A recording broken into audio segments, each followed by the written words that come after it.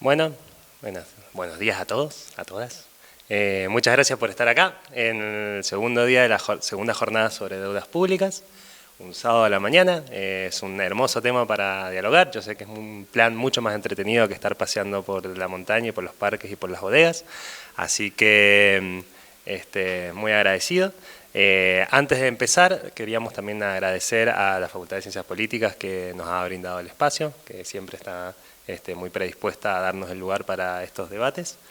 También queríamos agradecer a Young Scholar Initiative, que ha permitido el financiamiento de estas jornadas, junto con el FONSIT y la Agencia de Investigación de Ciencia y Tecnología acá de Argentina, y a Rethinking Economics.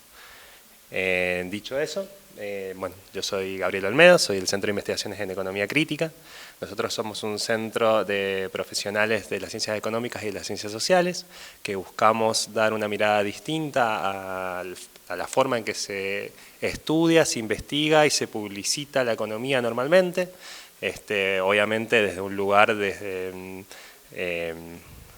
buscar mejorar la situación de vida de la población en general, y tratando de representar, de cierta forma, los intereses de los sectores populares.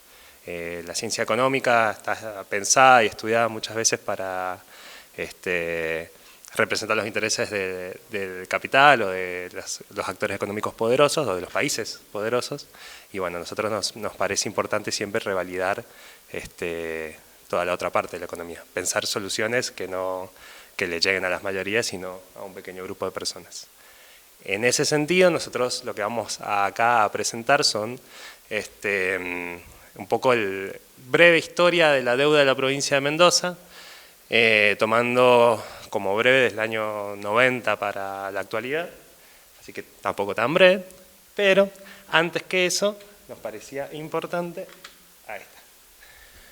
hablar un poco en el contexto en el cual nosotros enmarcamos nuestra investigación de la deuda de la provincia. Esta es la segunda jornada, así que hubo una primera claramente, y de esa primera salió un libro que coordinó Francisco Jantamuto, que se llama Debates actuales sobre dinámica y reestructuración de deuda pública desde la Argentina.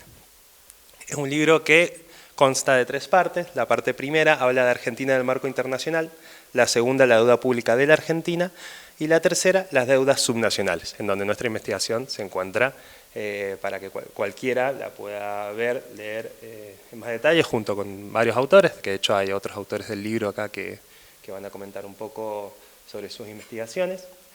Está disponible en nuestra página de internet, y nosotros creemos un avance muy importante porque por ahí hay investigaciones de deudas, pero no encontramos nosotros una que abarque tanto el marco internacional como el nacional y las provinciales. De hecho, de los provinciales es donde me parece que hay mayor faltante de investigación.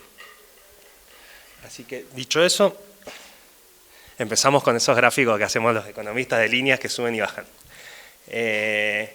Acá lo que estamos viendo es cómo es la relación de las erogaciones totales sobre el Producto Bruto Geográfico de la provincia de Mendoza, en la línea verde, y la relación de stock de deuda consolidada sobre el Producto Bruto Geográfico de la provincia de Mendoza.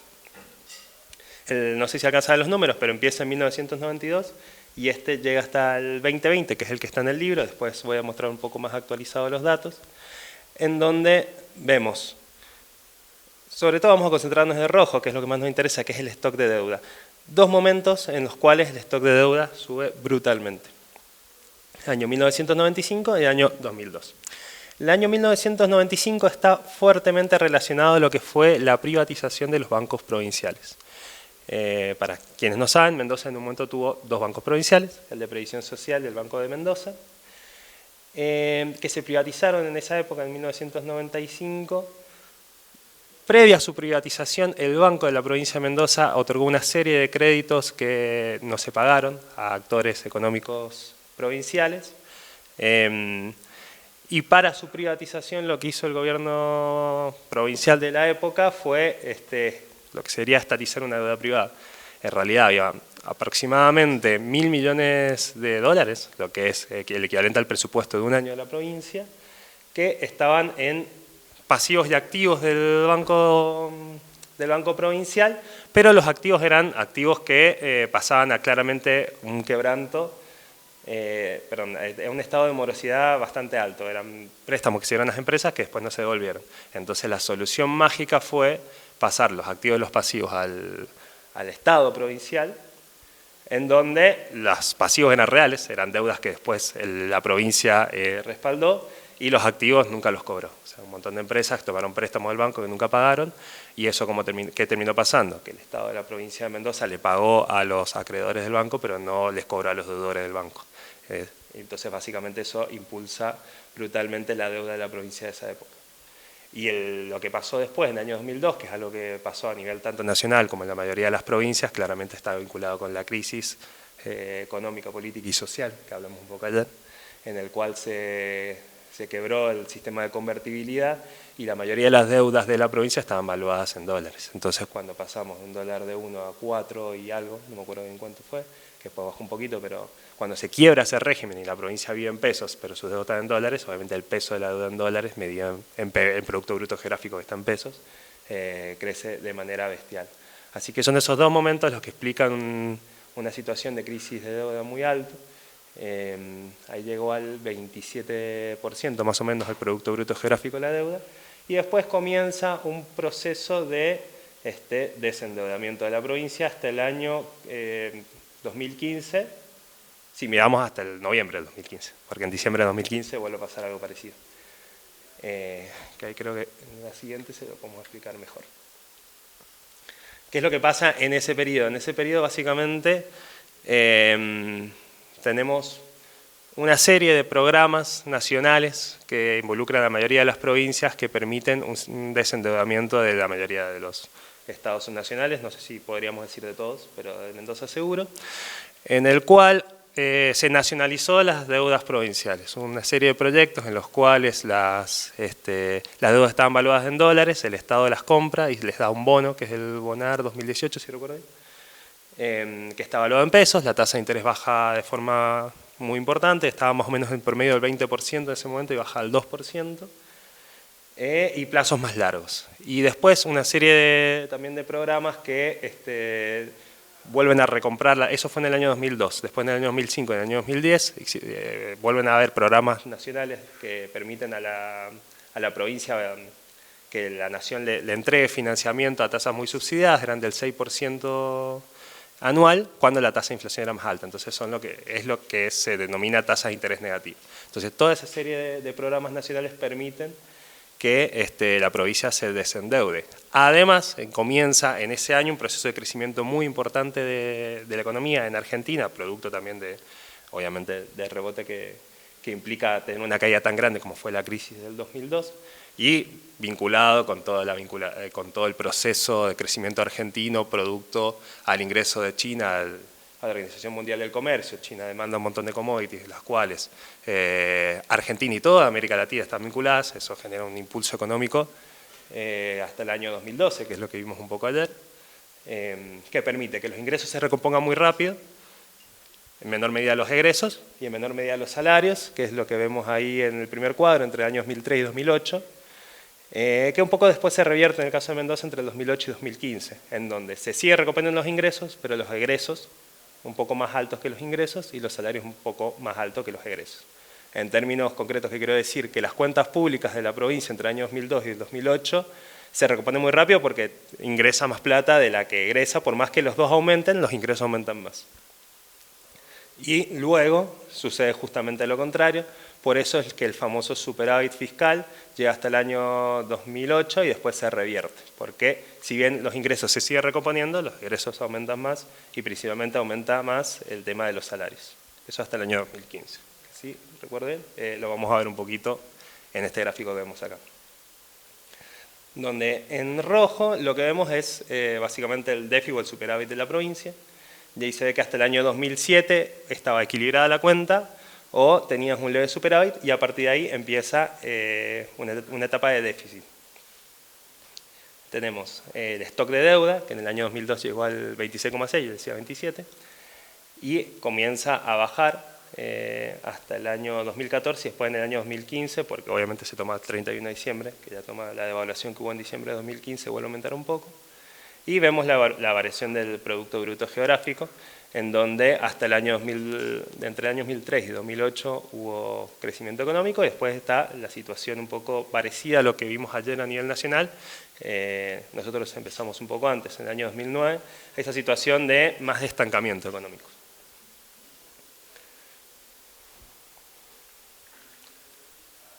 Acá este cuadro me parece interesante, es del expositor que hoy no pudo venir, que es de Hugo Grossi en su tesis de grado, que mostraba un poco lo que yo les contaba de las tasas de interés. Cuando vos tenés una deuda, como fue la que la Nación le otorgó a las provincias del 6% a nivel anual, y la tasa de inflación es más alta, es una tasa de interés negativa, entonces básicamente te están dando un subsidio de financiamiento.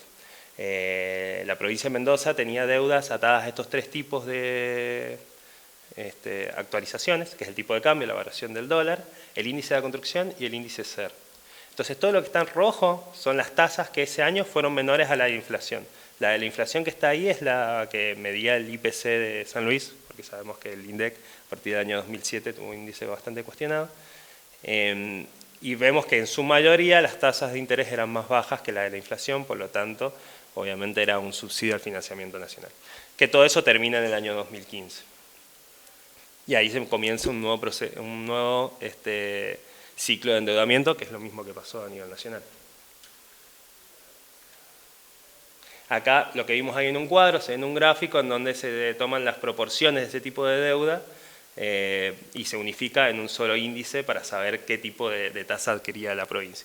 Vemos que entre el año 2004 y 2006 era muy baja, lo cual ya en sí es algo que facilita a la provincia para que se endeude, y después, desde el año 2006, es donde están las tasas de interés negativas, que casi sin hacer nada vos te desendeudas, y luego el incremento muy fuerte del año 2015, que eso se explica principalmente por la devaluación, entonces todo lo que está evaluado en dólares,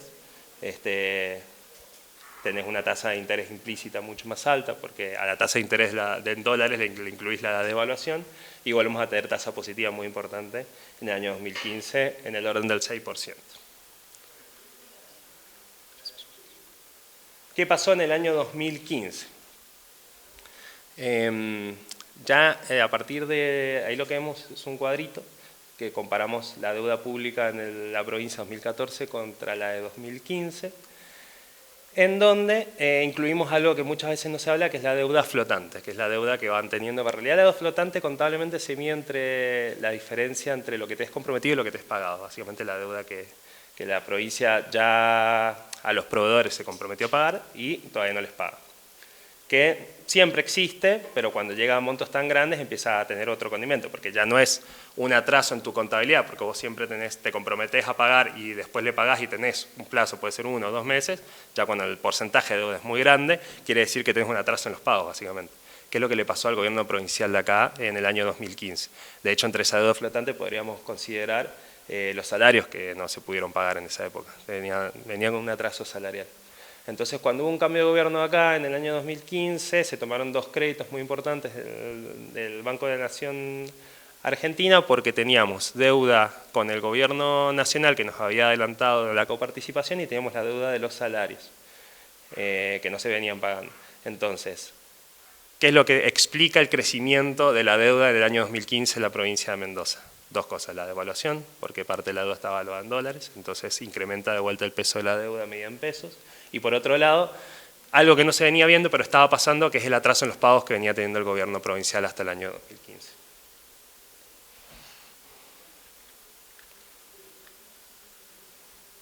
Y ahora vamos a qué es lo que pasó desde el 2015 hasta el 2023, la etapa reciente.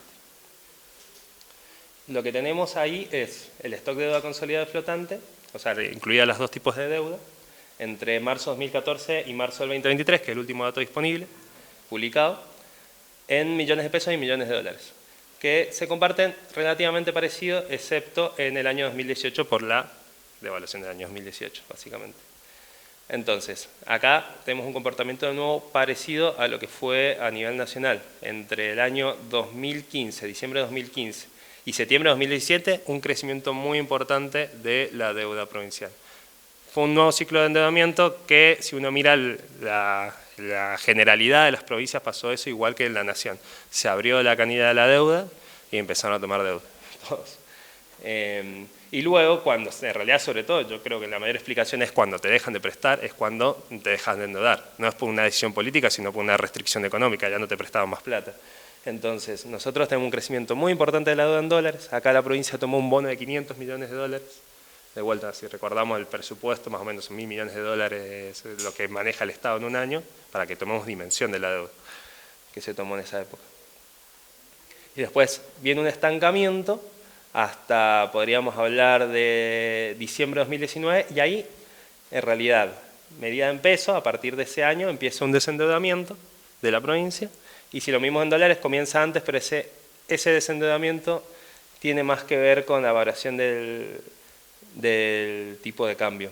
Me parece más, es más fácil entender si miramos lo que pasa con la línea azul, que es la línea de deuda en pesos, que es cuáles fueron las decisiones o las decisiones políticas respecto a la deuda. Tenemos que entre el 2015 y 2017 endeudamiento muy importante, entre 2017 y 2020 un estancamiento, y ahí comienza un proceso real de desendeudamiento. En el año 2020, todos recordamos, existió una crisis económica muy importante y hubo una pandemia.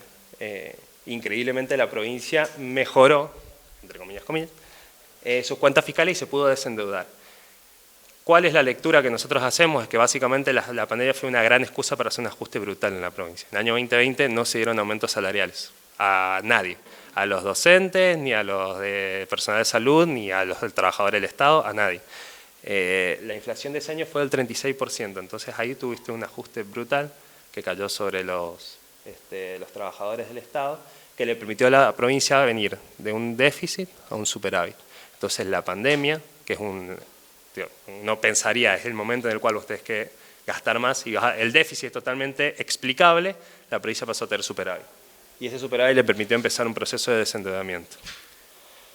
Obviamente que a los que sí les reconocieron las variaciones de precios fueron a las empresas que tenían relación con el Estado. Entonces ahí es donde vemos obviamente cuáles son los intereses que uno está representando, porque ¿por qué a las empresas de transporte le reconociste el incremento de sus costos? ¿Por qué a las empresas de la construcción le reconociste el incremento de sus costos? Pero a los trabajadores no le incluiste el reconocimiento del incremento de su costo de vida, porque le aumentó la canasta básica, le aumentaron los alimentos, le aumentaron los medicamentos y trabajaron mucho más. Eso fue, sobre todo, el personal de salud, que estuvo explotado todo ese año, y le salvó la vida a un montón de personas, no llegó ni siquiera a ellos el reconocimiento salarial.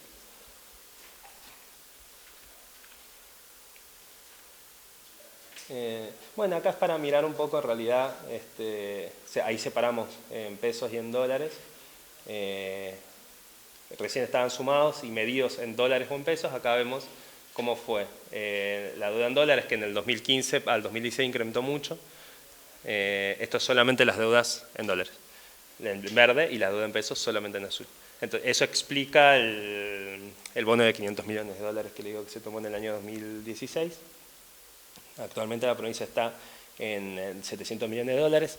Esto nos parecía importante mostrar porque vimos recién que existía un desendeudamiento de la provincia, lo que es real, pero principalmente la deuda en pesos que se sigue pagando. Ahí impacta mucho también la deuda que se tomó con ANSES, porque no sé si ustedes recordarán, pero cuando cambia el gobierno del año 2015, justo unos meses antes, la Corte Suprema decide que el 15% que se estaba reteniendo para financiar el ANSES, que venía de la coparticipación de las provincias, se la tenían que devolver, a partir de un litigio que había iniciado Santa Fe, San Luis, creo que Córdoba era la tercera provincia. Entonces después la Corte Suprema falla y determina que se tiene que ser para todos, ahí viene el consenso fiscal donde se acuerda que se les va a devolver esa plata, y el formato en el cual se les devolvió es a través de un bono que implicaba que en los primeros años venía más plata de la que había terminado el fallo, y las provincias se comprometían a devolver eso a través de un bono de ANSES, que ese bono de ANSES después se fue repagando con el tiempo, y eso explica en buena parte ese desendeudamiento en pesos, pero no en dólares. El desendeudamiento en dólares, todavía no tenemos los datos finales de este año, pero probablemente este año sí comenzaría a bajar, porque la provincia de Mendoza reestructuró los pagos de deuda como reestructuró la nación, de este famoso bono de 500 millones de dólares, y este año es donde comienzan los pagos más fuertes. Creo que, si recuerdo bien, no, me queda todo en cuadro y después voy a los pagos del stock de deuda del bono de $500. Acá vemos quiénes son los principales acreedores de esa deuda, no solamente la moneda, sino quiénes son los acreedores. Entonces, es lo que yo le decía, el gobierno federal, que era el principal acreedor con el Banco Nación, que en realidad también es parte, obviamente, del Estado, en el 2015, pensemos, el gobierno federal tenía una deuda, la provincia tiene una deuda con el gobierno federal de 60.000 millones de pesos y ahora de 9.000. Obviamente que acá nosotros lo que estamos haciendo es poniéndolos no en términos nominal, sino en términos de pesos 2023. Banco Nación casi 100.000 a 17.000 bajó. La deuda flotante también bajó. Y la deuda en dólares, no, la deuda en dólares subió, convenios multilaterales y bajó de 231 a 187, 2015 contra 2023, pero los tenedores de bono en dólares, de vuelta explicado por ese famoso bono de 500 millones de dólares, pasó de 178 a 479. Entonces, es una realidad que nos empezamos a desendeudar desde el año 2017, pero la deuda que es la más peligrosa, que es la deuda tomada en dólares, porque obviamente una fluctuación del tipo de cambio puede hacer que lo que vos creías que era un desendeudamiento te cambia. Si el tipo de cambio pasa de 3.50, como estamos ahora, a 700, de repente lo que era un desendeudamiento ficticio pasó a ser un nuevo incremento importante de la deuda. Así que lo que sobre todo viene bajando es la deuda que tenemos en pesos con los acreedores más beneficiosos para una provincia, que es el Estado Nacional y el Banco Nación, que es parte también del Estado.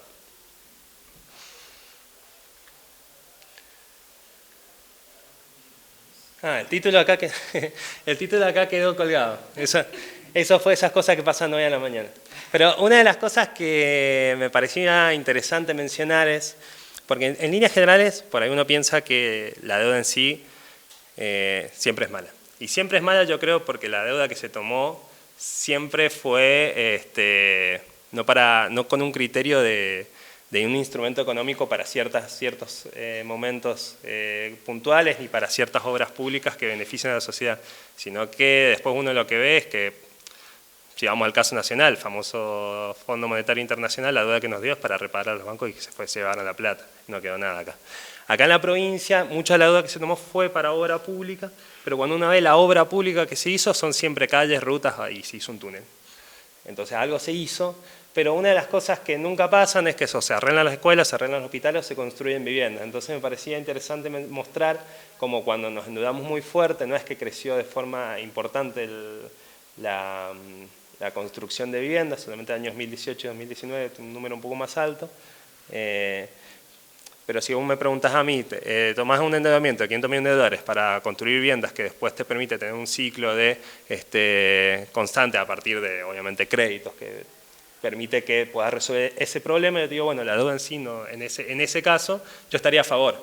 Ahora, cuando uno ve que la deuda solo permite que se hagan ciertas rutas, que después uno ve que hay terrenos ahí que valían nada y después pasan a valer mucho, que permite que ciertos actores económicos se beneficien, que son los que después no te quieren pagar los impuestos, entonces me parece que ahí es donde tenemos el mayor problema. No es tanto el instrumento en sí, obviamente es el cómo, porque endeuda en dólares cuando lo que te des que hacer son gastar pesos, sino el para quién, digamos, quién se beneficia con la deuda que tomas. Y encima, bueno, la composición que ven al lado es quién financia las viviendas que vemos a la izquierda y la mayoría la financia el Estado Nacional. Y un tema que pronto ahora, en unos días, la provincia tiene que pagar 60 millones de dólares que son parte de este bono, de la reestructuración de este bono. Un tema que ha salido ahora, que me parecía interesante traer, es la restricción que tiene el Banco Central de la República Argentina, que le dio a las provincias, les dijo que, determinó que solamente el 40% de las deudas las iban a poder comprar al dólar oficial, y el resto tenían que usar o dólares propios o ir a los dólares financieros, comprarlos y pagarlo por ahí. Entonces, ¿eso qué implica en lo concreto? Para el caso de Mendoza, esos 60 millones de dólares, que obviamente la provincia recauda en pesos y todas sus cuentas después tienen que ser pensadas en pesos, si pudiese acceder a todo el mercado oficial, hubiese gastado, o gastaría en realidad, 21.000 millones de pesos. Pero con esta restricción, esos 21 pasan a los 33. ¿Por qué? Porque solamente el 40% de esos 60 millones, es decir, 24 millones, los puede comprar a 350, el resto lo va a tener que salir a comprar. Yo sé que la cuenta con el dólar MEP, que estaba en 680, obviamente que eso puede variar en función de la variación del tipo de cambio al momento, pero más o menos esa decisión le implica a la provincia esos 12.000 millones de pesos de diferencia. Y en las provincias en general, las deudas que están pensadas para el segundo semestre que le aplican esta restricción son 460 millones de dólares.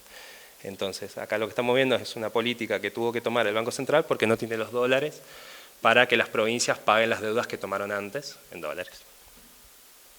Y acá eso me lleva a esto, que seguramente se ve poco, pero yo se los cuento.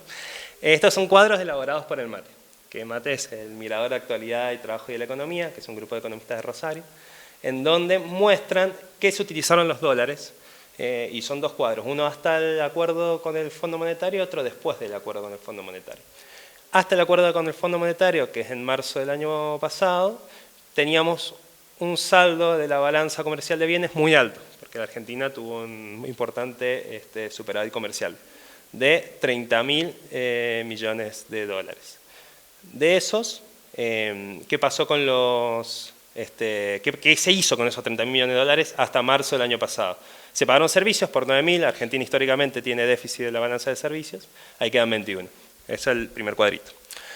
Después están las deudas y las fugas del sector privado, porque el sector privado le pide los dólares al Banco Central, más baratos, y paga sus deudas, y también la fuga de capitales, la formación de activos externos.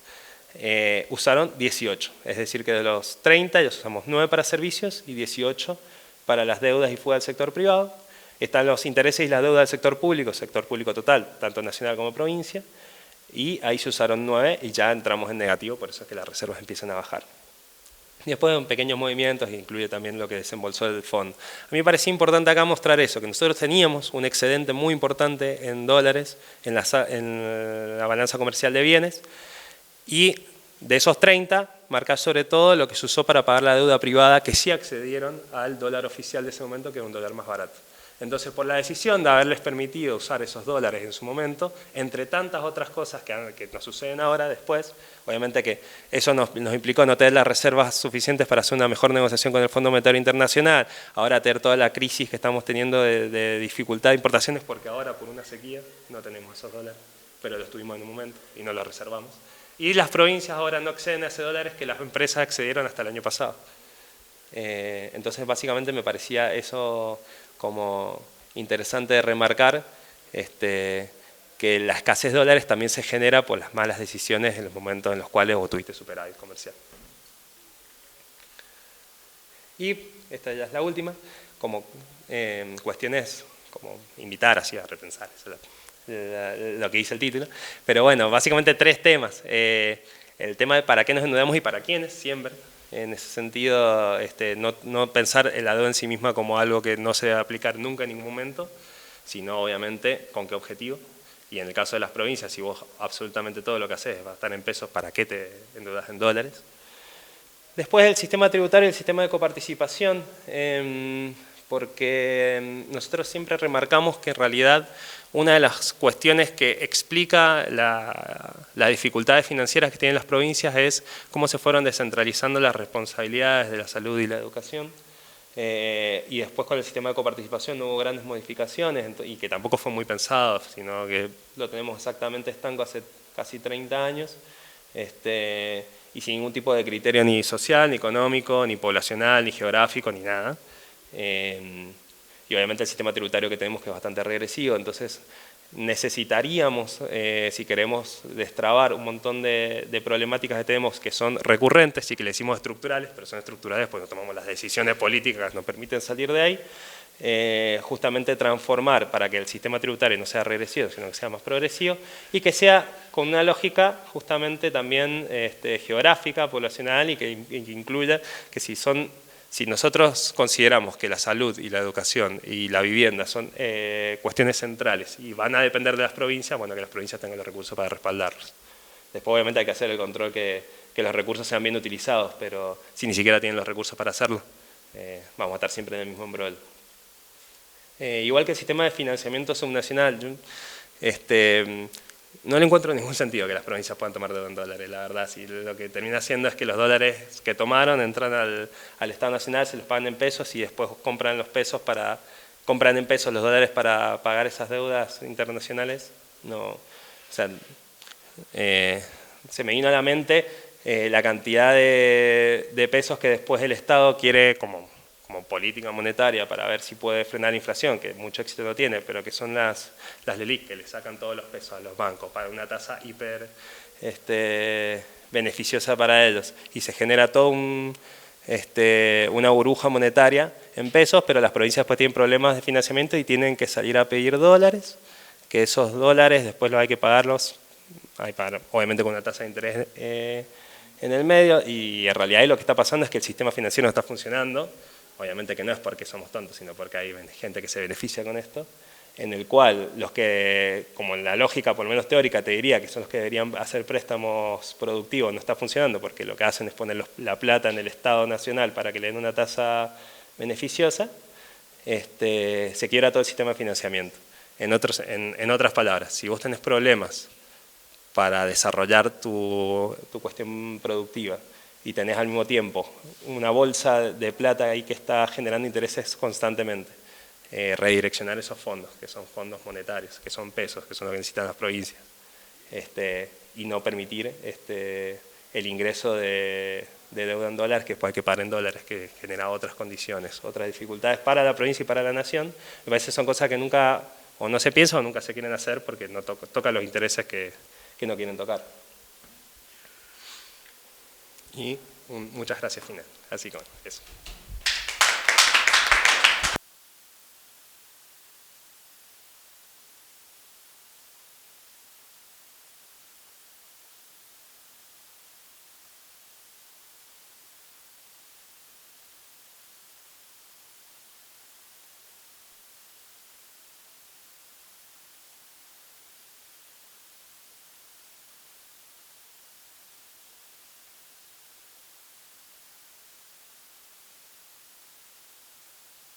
Primero que nada agradecer también nuevamente esta invitación. Bueno, mi nombre es Pablo Díaz Almada, soy docente de la Universidad Nacional de Córdoba, y juntamente con otros docentes egresados de la misma facultad, conformamos lo que es el Observatorio de Trabajo, Economía y Sociedad, que también tiene objetivos similares a los que mencionaba Gaby recién del CIEC, ¿no? Allá como que las consultoras y por ahí quienes difunden informes sobre economía en Córdoba están en un tono monocorde, IERAL, IARAF, la Bolsa de Comercio, el Consejo Profesional de Ciencias Económicas, todos ellos, digamos, tienen una mirada, digamos, de la economía más, podría decirse ortodoxa, ¿sí? Bueno, entonces nosotros intentamos darle ese otro tinte, otra mirada, digamos, al análisis económico de la provincia. Bueno, y respecto de este tema, nosotros venimos trabajando con la deuda pública desde hace un tiempo, siempre con datos oficiales, porque eso tiene, al menos en el gobierno de Córdoba, tiene un portal, digamos, de transparencia, donde se pueden descargar los datos y analizar. Y bueno, entonces nosotros lo que hacemos es procesar esa información.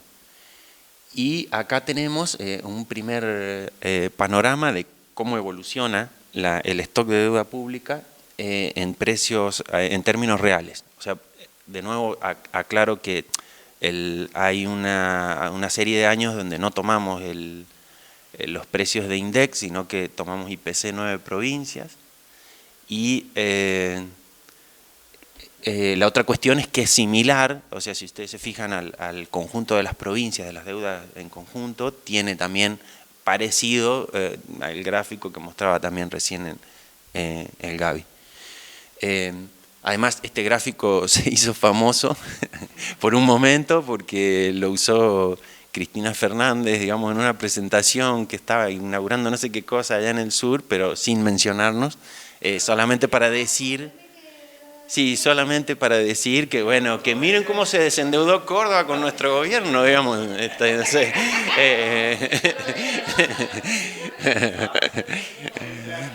Bueno, sí, no hubo ni una mención. Pero bueno, no importa. Después nosotros con las redes dijimos, che, sí. Bueno, y claro, efectivamente, algo, o sea, es similar a lo que mencionaba recién Gaby, digamos, hay un proceso de desendeudamiento. Acá nosotros arrancamos el análisis en 2005 y el valor más bajo de esa deuda está en 2015. Y ya se abre las posibilidades de la canilla, digamos, para que el Banco Central autoriza, digamos, la toma de deudas, sobre todo en dólares y en títulos, digamos, en dólares, a las provincias, y eso genera el proceso de endeudamiento. Hay una aclaración también, ustedes van a ver ahí que hay un pico en el 2020 y después empieza a caer. Entonces se nos preguntó si eso se debía porque en 2021 hubo un canje de títulos públicos en la provincia, y a nosotros nos quedan muchas dudas porque cuando uno mira el stock de deuda en dólares no se modifica demasiado. El stock de deuda en dólares es algo así como en 2020 2.700 millones de dólares y en 2023 son 2.400 millones de dólares. O sea, no es mucho lo que se modifica. Y no hay un cambio sustancial, digamos, en ese sentido. Sí vemos algunos pagos de compromisos que ya tenía de antes la provincia, y por otro lado un ajuste, numérico que sucede acá, que es que la devaluación, digamos, es distinta a la inflación. Y entonces eso hace que acá, en términos reales, digamos, la deuda pública disminuya. Estos son valores en pesos, ¿no? Pero bueno, ahí podemos analizar más en detalle después, si quieren, algunas cositas, digamos, respecto a la deuda. Bueno, cuando nosotros empezamos a descomponer este proceso de stock de deuda, digamos, que tiene la provincia de Córdoba, hay un primer cambio que es en qué moneda está esa deuda.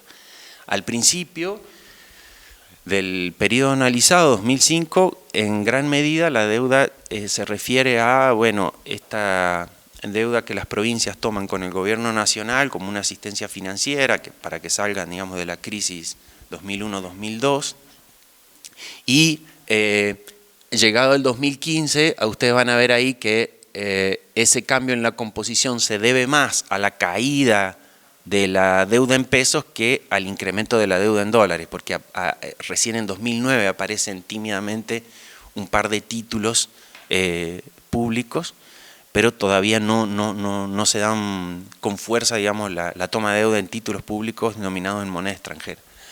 Ya sí, en 2019 ahí ya sí tenemos una fuerte composición de la deuda, y 2023 aún más, composición de la deuda en moneda extranjera, lo cual, digamos, tiene muchas consecuencias. Mencionaba recién también el Gaby, o sea, un cambio en la relación peso-dólar te modifica las exigencias o los compromisos que tiene la provincia.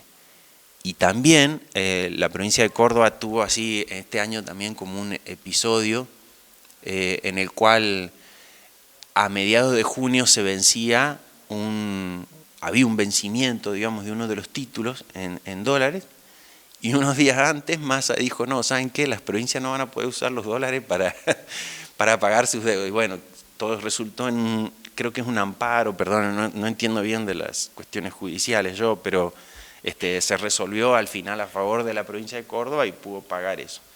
Y ahora el próximo gran vencimiento se da el 10 de diciembre cuando asuma el próximo gobernador, digamos. Es del mismo signo político, ¿no? Pero Pero bueno, es como que le deja esa bola al próximo gobernador.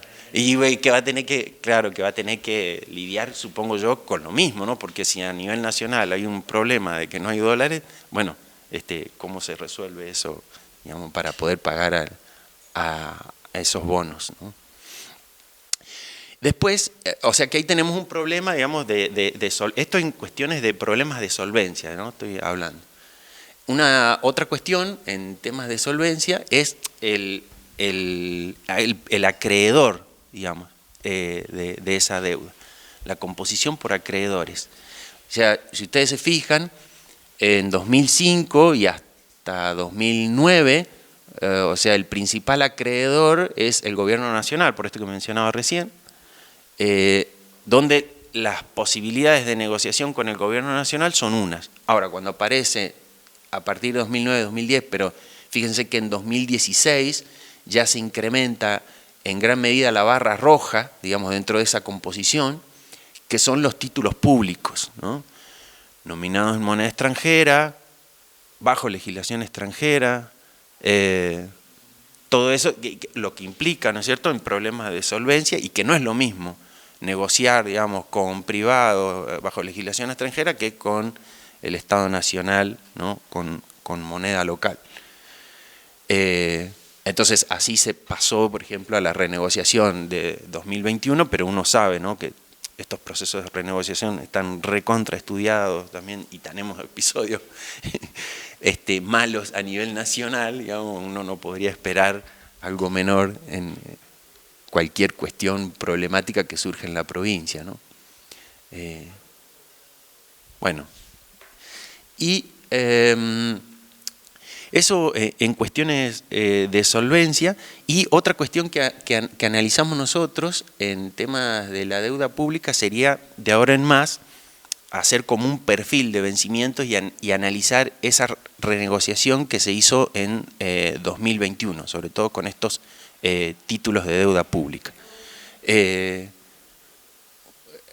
Antes acá hicimos una comparación del perfil de vencimientos previa a la negociación 2021, donde había un fuerte vencimiento en mismo 2021, esto está en millones de dólares, ¿no? 1.000 millones de dólares en 2021, un fuerte vencimiento con otro título que vencía por completo en 2024 y otro título venciendo por completo en 2027, ¿no? Entonces teníamos esos grandes picos allí.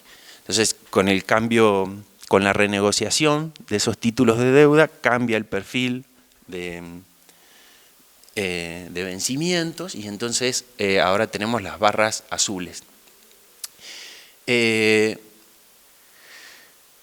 Acá lo que nosotros mencionamos es que, o lo que por ahí nos preocupa también en términos de solvencia, es que el nuevo gobernador, digamos, que asumiría o estaría en funciones los años 2024 a 2027, en total suman 2.000 millones de dólares a pagar, que es casi el stock de deuda, digamos, que tiene, o un poco menos, digamos, recién dije 2.400 millones de dólares el stock de deuda actualmente, ¿no? O sea, obviamente que en esos pagos están incluidos los intereses también, ¿no? No solo la amortización. Y además eso representa más o menos la mitad de la recaudación tributaria anual de la provincia, esos 2.000. O sea que eso sería lo que tendría que afrontar el próximo gobierno. Y también, o sea, obviamente con las particularidades que tiene del caso. Recordemos que todo esto está nominado en moneda extranjera, bueno, son títulos nominados en moneda extranjera con los problemas que mencionábamos recién. Bueno, ahora, nosotros quisimos ir un poquito más allá de estas cuestiones de solvencia, que lo mencionábamos en el libro, pero que querríamos decir, bueno, ¿cuál es la orientación o para qué se está usando esa deuda pública? Y nos faltan algunos indicios, ¿cómo se dice? Algunas pruebas, pero quiero vincularlo a esto de la toma de deuda con el análisis presupuestario del gobierno. Porque, perdón, estoy un poco desordenado, pero primero voy a terminar de hablar del stock de deuda y después voy a ir a qué es lo que nos parece a nosotros que también esta deuda apoya.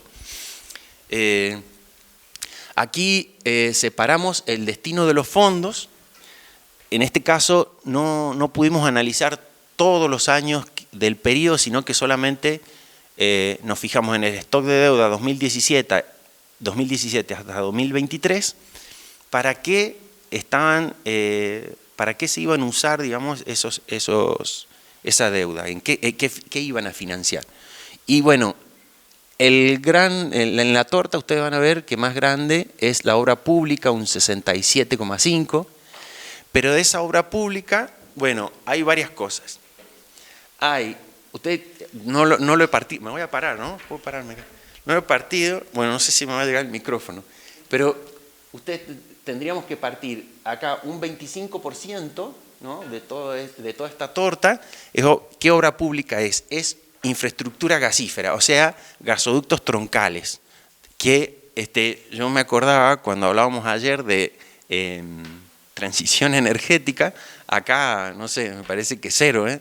Y la otra cuestión es que también queríamos analizar, y no sé si los datos son concluyentes, porque, por ejemplo, la EPH estima cuántos hogares tienen gas natural en sus domicilios, pero claro, se hace en los grandes aglomerados. Y en Córdoba, por ejemplo, toca el Gran Córdoba y el Gran Río Cuarto, bueno, que ya estaban conectados a la red. Pero en realidad, cuando uno se pone a ver qué es lo que ha pasado con esos gasoductos troncales, bueno, surgen dudas, porque en realidad eso no asegura la provisión del servicio, porque para eso hace falta que se pongan de acuerdo y contraten una empresa que lleve del gasoducto troncal al domicilio, digamos, la red, o que las municipalidades ya se hagan cargo, no sé, pero alguien se tiene que hacer cargo del costo de poder trasladar el servicio hasta la red domiciliaria. Pero nosotros no vemos, al menos en lo que observamos, no vemos grandes cambios, ¿no? Hay un gran gasto. Alguien hizo, digamos, un negocio, digamos, poniendo los gasoductos troncales, pero después no sabemos qué tanto eso repercutió, digamos, en la calidad de vida de la gente. Después, otra parte del azul, hay yo no diría que el otro 25%, un poquito menos, puede ser menos del 25%, pero se refiere a la construcción del nuevo centro cívico, o sea, incluido, porque la Casa de Gobiernos antes estaba en un lugar, ahora se trasladó a otro lado, le llaman el panal, porque tiene una construcción así media estrambótica, que tiene así como que parece un panal de abejas, hay un helipuerto, todo, qué sé yo. Y bueno, esa sería, ¿no?, en la obra pública. Pero después, ustedes eso lo comparamos, bueno, en relación a qué otros destinos tienen. Fíjense, por ejemplo, servicios sociales, es la línea, la parte amarilla, 8,7. Ahí últimamente sí se incrementó un poco, porque eso estaba casi en 4 o 5%, pero más que todo va a salud y educación. Educación en el sentido de se vino un crédito del Banco Alemán, digamos, para construir las escuelas PROA, que son unas escuelas, digamos, orientadas a estudiar esta cuestión de las TICs. No me sale, perdonen que sea tan bruto en este sentido, pero así como nuevas tecnologías, eso y ese tipo de cosas. Pero, o sea, esto por un lado, pero después cuando uno mira el presupuesto de la PROA va decayendo, porque en el presupuesto ¿qué se cuenta? El sueldo, digamos, de las trabajadoras docentes. Eso va decreciendo año a año. Acá sí está, digamos, se invierte en eso, pero... Y después lo otro que tiene de grueso ese amarillo es, bueno, la nueva maternidad provincial también que se hizo en Córdoba, y que, bueno, está fuertemente equipada también, pero de nuevo, vamos a ver que los salarios, digamos, o el presupuesto destinado a salario, digamos, de los servicios de salud también no se correlacionan con eso. Pero además de ser en esta torta una porción chiquita, ¿no? de todo eso. Y lo demás es que iba a decir, ahí hay una gran parte que es roja, desarrollo productivo, junto con una parte azul. Ahí nosotros es donde nos faltan indicios para identificar esto que yo les decía, que nos parece que la deuda pública junto con el presupuesto están orientando a una forma de producción en la provincia. En los últimos años, nosotros en el OTES, digamos, hemos verificado que hay un cambio en la matriz productiva hasta 2015, antes también, 2013, la principal rama productiva del PBG, del Producto Bruto Geográfico, era el área industrial, ¿no es cierto? Fuertemente impulsada por el sector automotriz, pero también está la alimenticia. Y a partir de allí hay un cambio en esa matriz productiva, donde las actividades primarias empiezan a ocupar el rol preponderante, sobre todo impulsado, ¿no es cierto?, por el complejo agroexportador sería. Y nosotros vemos que lo que sale acá como desarrollo productivo y mucho que es infraestructura vial, y bueno, tiene un destino, está bien, alguien me podría decir, bueno, pero construir rutas, caminos y todo eso tiene un sinnúmero de beneficios para distintas actividades productivas, pero sí es cierto que nosotros vemos que, digamos, hay un favorecimiento dentro del presupuesto público a estas actividades productivas primarias, y sospechamos también, digamos, que esta deuda pública viene también a fortalecer ese cambio en la matriz productiva. Yo quería mostrarles a ustedes los gráficos de presupuesto público que hicimos, digamos, para el año 2023, porque, bueno, para remarcar esto de los indicios, ¿no?, que nosotros vemos de apoyo de la política pública al cambio en la matriz productiva. A grandes rasgos viene decreciendo desde el año 2012 y en adelante, acá ya voy a hablar un poquito del 2023, lo que son los servicios sociales, que a mí no me gustaba mucho la definición de inversión en educación, inversión en salud, no me cerraba del todo, y yo creo que los chicos de Mendoza, la otra vez que vine en la primera jornada de deuda pública, me iluminaron y me dijeron, son gastos que hace el Estado para asegurar derechos de la sociedad. Eso son derechos de la sociedad, educación, salud, vivienda, ¿no? Entonces, eso es lo que viene decreciendo acá en la línea amarilla. Y la línea verde, que es lo que más crece como porcentaje dentro del presupuesto, son los servicios económicos, que son políticas de apoyo del Estado provincial a la actividad productiva. Bueno, ¿quiénes son dentro de los servicios económicos? ¿A dónde entonces se está yendo la mayor parte de la plata dentro del presupuesto? Esta línea azul es administración de los servicios económicos, que está ahí metida el pago de la deuda pública. El pago de la deuda en los últimos años ronda entre el 7 y el 10%, que es similar a la asistencia social, ¿no?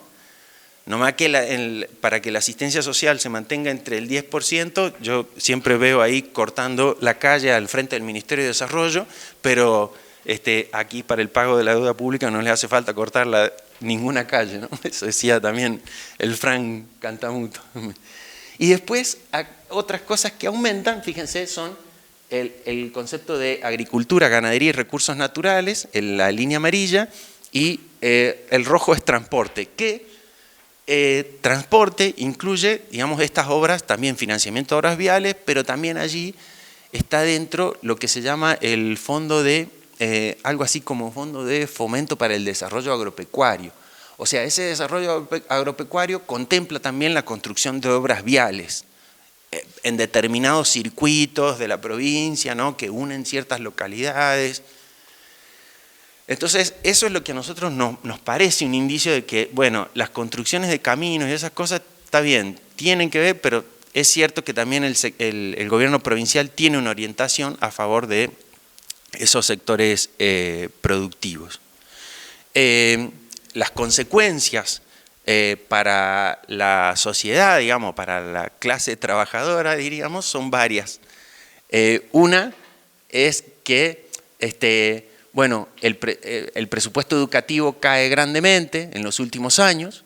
Aquí en línea punteada pusimos 2023 porque nos pareció extraño el crecimiento y dijimos, ¿qué está creciendo? Está creciendo unas partidas que son previsión presupuestaria, pero ya a marzo de 2023 la sacaron a previsión presupuestaria, no está más. Así que esto, digamos, este crecimiento ya no corre, entonces ya estamos más o menos igual que en el 2022. En salud, fíjense, siempre viene, no tiene un crecimiento importante, lo único que pasa es acá un pico en 2020, 2021, motivo de, supongo, ¿no?, por el tema de la pandemia, ¿no?, pero después vuelve a niveles similares a toda la serie. Bueno, vivienda y urbanismo es casi inexistente. Entonces, eso por un lado, ¿no? Se está dando en Córdoba un fuerte golpe al presupuesto educativo, un sector, digamos, también hay que decir, un sector de trabajadores altamente feminizado también, y el de salud también, ¿no? Y por otro lado, lo que vemos también es que si es cierto, digamos, si nosotros decimos que hay una política deliberada para fortalecer al sector agroexportador primario, eso también tiene consecuencias en la generación, en la posibilidad de generación de trabajo dentro de la provincia, porque, por ejemplo, el sector primario no emplea la misma cantidad por unidad de producto que, por ejemplo, el sector industrial, el sector de comercio, y eso hace que los últimos datos siempre a Gran Córdoba le da, actualmente el último dato de desempleo es el segundo más alto de todos los conglomerados, ¿no?, Gran Córdoba. Bueno, y además niveles de pobreza. Y otra cosa es que surgen, digamos, con toda esta infraestructura, ya me estoy pasando, necesito un montón, ¿no? Otra cosa que genera, por último, quería decir que las consecuencias socioambientales también del modelo productivo, que entre otras cosas, bueno, esas grandes obras de caminos, de rutas y caminos, hoy en día se concentran, digamos, mucho en dos valles, que serían el valle de Parabachasca por un lado y el valle de Punilla.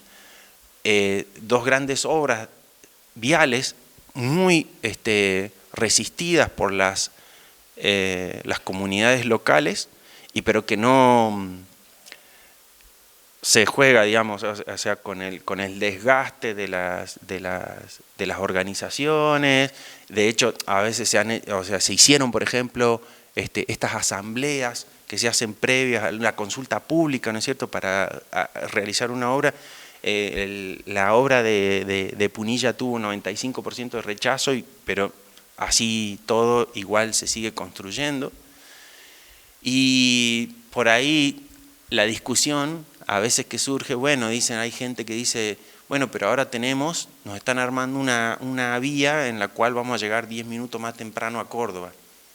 Sí, es cierto, pero mucha zona de Punilla, donde yo vivo, voy a llegar 10 minutos más temprano a Córdoba, pero tengo que seguir bajando al pueblo a buscar el agua potable, porque en mi casa no la tengo. Estuve sacándome los pelos para ver si mis hijas entraban o no al colegio público, porque no hay banco, y cuando han ido, por ejemplo, en estos inviernos, no hay con qué calentarse, porque la estufa que tienen son de esas de vela y tiraban un olor, bueno, así como eso pasa en varias escuelas de la zona. El dispensario también, está la cola de gente y no hay tiempo para atender a todos. El hospital público tiene muchas necesidades. O sea, yo lo que digo es que también aquí hay que discutir, ¿no es cierto?, las necesidades de la gente también, porque uno podría decir, bueno, la deuda pública se está utilizando para obras y eso le queda a la provincia, pero ¿son las obras que realmente se necesitan o son obras que, no sé, digo yo, hay algún acuerdo con contratistas, ¿no es cierto?, porque siempre aparecen en las licitaciones las mismas empresas? Entonces, no sé, dejo planteada la duda. Pero bueno, con esto ya termino mi exposición. Gracias.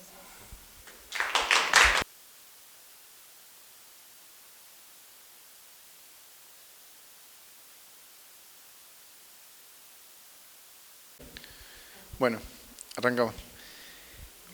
Bueno, buen día, gracias por la invitación a estas segundas jornadas. La idea en este caso es hablar un poquito sobre la deuda pública de la provincia de Jujuy, que es el artículo que aportamos a este libro sobre deudas. Acá el artículo parte de tratar de responder a esta cuestión de una inversión que se paga sola, o sea, qué relación hay entre la deuda y una inversión. Bueno, vamos a ver cómo la deuda pública a partir del 2018 pega un salto significativo, dado que hay una toma de deuda tanto con un banco extranjero de China como la emisión de un título de bono en Wall Street para la construcción de un parque solar, de algo que estuvimos hablando un poquito también ayer. Entonces, ¿en qué relación hay entre deuda e inversión? Si es que la inversión en el parque solar genera un flujo de fondos suficientes como para garantizar el pago del crédito contraído. Algunos datos antes de ir a esa cuestión. La deuda de la provincia de Jujuy, bueno, aquí en el texto está hasta el 2021, el último dato disponible es de fines de 2022, es un poco más de 121 mil millones de pesos. Eso, bueno, representa aproximadamente respecto al Producto Bruto Geográfico un 22%, y respecto a la recaudación final que hubo en el 2022 es un 50%, o sea, de todos los ingresos tributarios. Ahora, estamos hablando de stock, ¿no? O sea, el stock de deuda, del cual sí su composición, bueno, ahí está por acreedor, acá. La composición en moneda, que es el dato importante en este caso porque bueno, en 2022 ya cierra con un 84% de la composición en dólares. Eso hace que, por lo que ya se explicó, todo momento de devaluación de la moneda nacional implica que necesitas más cantidad de pesos para comprar los dólares equivalentes a ir devolviendo los intereses más el capital. Volviendo entonces al tema de, bueno, este es lo que ha ido complicando. Si uno ve acá la evolución de la deuda pública, decía, en 2018 empieza ya a pegar un salto y 2019, 20, 21 y 22 ya está superando los 120.000. Si ven el 2021 llegaba casi a 94.000 millones, si habría que llegar el 22 al libro, ya, bueno, ese crecimiento es sobre todo por el peso que tiene la deuda en dólares y el permanente proceso de devaluación de la moneda nacional. Bueno, ahí también se puede ver un poco la composición, o sea, a quién se le debe, ¿no? Los acreedores. La parte del gobierno nacional, si bien crece un poco, ya en el 2022 hay una reducción significativa. O sea, hay un proceso de desendeudamiento de la provincia con el gobierno nacional y en el en la composición crece mucho lo que es las entidades bancarias. Bueno, y ahí están también los títulos públicos, que es solamente un bono de 210 millones de dólares que se emitió para finalizar la construcción del parque solar. Bueno, de los motivos de por qué crece tanto a partir de 2018, ya mencioné el más importante, que son unos 530 millones de dólares la construcción del parque solar, y a eso se agregaron créditos de menor cuantía, también destinados sobre todo a obras con el Banco Europeo para lo que es un proyecto de mejora del sistema de recolección y tratamiento de residuos en toda la provincia. También a partir del 21 se toma un crédito con la CAF para la construcción de escuelas, son cerca de 100 millones de dólares que los han ido dando como si fueran cuotas, y algún otro, pero insisto, el mayor volumen de endeudamiento de esa modificación, que no tenemos acá el dato previo, pero como se ve en las otras provincias y muestra el libro, también el comportamiento fue similar respecto a que de la salida de la convertibilidad en adelante, la reestructuración de deuda, transfiriéndola de la provincia a la nación, fue llevando a una disminución muy significativa. Si tomáramos 2002 o 2003, a 2015 es hacia la baja y a partir de 2018 es al alza. En eso también guarda un comportamiento que se vio en el caso de Córdoba, Mendoza, que se habló antes, a que es el momento donde el país ¿no? se reabre al mercado de capitales y en este caso se asuma esencialmente una deuda que tiene motivos productivos. O sea, se cambió el esquema de otros endeudamientos que era para financiar gasto corriente, o sea, el pago de, sobre todo de salarios y de proveedores, que fue un poco la historia de la deuda previa, con muy poca composición de deuda en dólares. Bueno.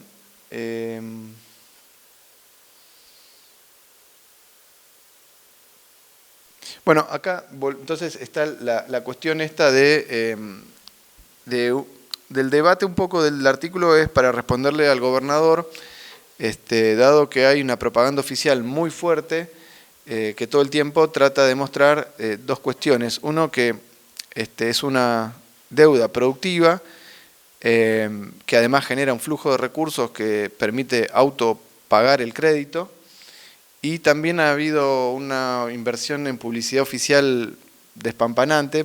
Si ustedes llegan a la provincia, ingresan por la ruta 66, que los ingresa desde el aeropuerto, van a ver carteles que dicen que con la renta del parque solar se construyen escuelas. O sea, yo ya mencioné que para la construcción de escuelas se contrajo un crédito internacional con la CAF, sin embargo, el relato oficial muestra que las escuelas se construyen con el flujo de venta de la energía eléctrica.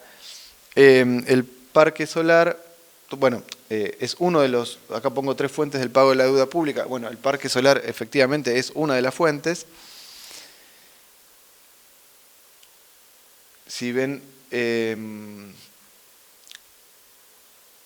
esta es la producción de energía. Comenzó en septiembre del 2020, bueno, ya son 3 años y algo más. Aproximadamente este parque solar está llegando a los 800 mega de producción de energía, que se cotiza el mega a $60, genera una renta bruta, ¿no? Un ingreso bruto aproximado de 49, bueno, siendo muy optimistas, 50 millones de dólares al año, ¿no?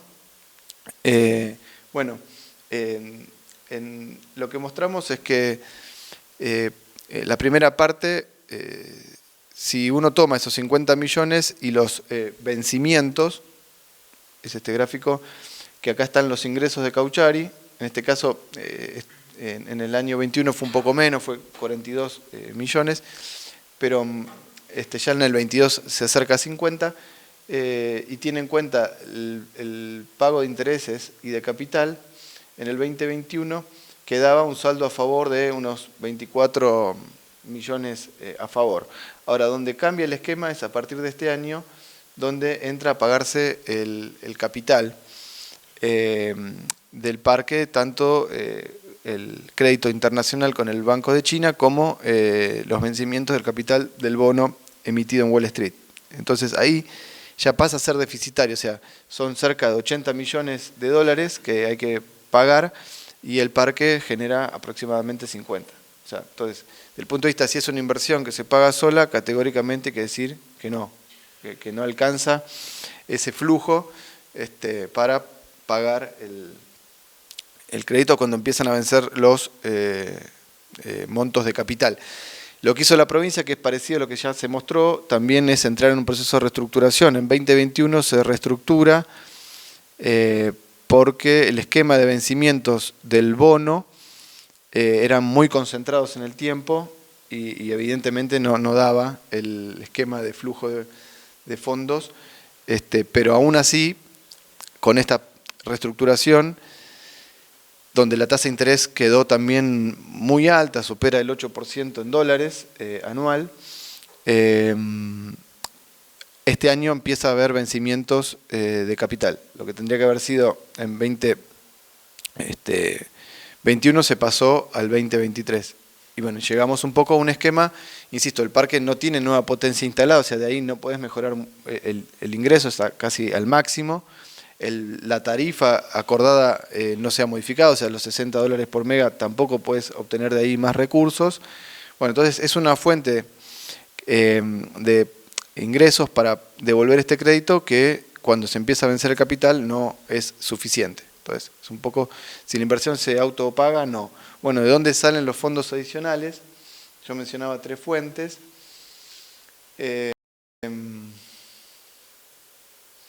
Bueno, la principal es el déficit, el superávit fiscal de una provincia que a lo largo de su historia siempre fue deficitaria y sigue teniendo una dependencia de la coparticipación que financia entre el 80 y 85% de los ingresos del Estado provincial son de la coparticipación. Eso no se ha modificado, pero sin embargo se logró, creo que lo decía recién por el caso de Mendoza, que la pandemia permitió obtener por primera vez superávit fiscal. Eso se replicó en el 2021 y del 2022, al menos en las planillas que ellos muestran de lo devengado, ha crecido significativamente ese superávit fiscal. ¿Cómo se obtiene? Bueno, esencialmente haciendo ajuste real en la masa salarial. Las paritarias vienen siendo muy por detrás de la inflación para la masa de empleados públicos y la recaudación viene creciendo en términos reales, o sea, le viene ganando a la inflación. Entonces, esa creatividad del ajuste por la vía inflacionaria tiene ahí, son el crecimiento de la masa salarial, excepto 2017, fíjense que el azul es la masa salarial, el rojo es la inflación acumulada. O sea, el crecimiento de la masa salarial en porcentaje siempre queda por detrás, y de ahí empieza a haber una masa de recursos que permite, o sea, el gasto en salario es casi el 60% del gasto total del Estado, ¿no? Es el principal gasto. Entonces, ajustando ahí, te haces de un excedente que está orientado al pago de la deuda.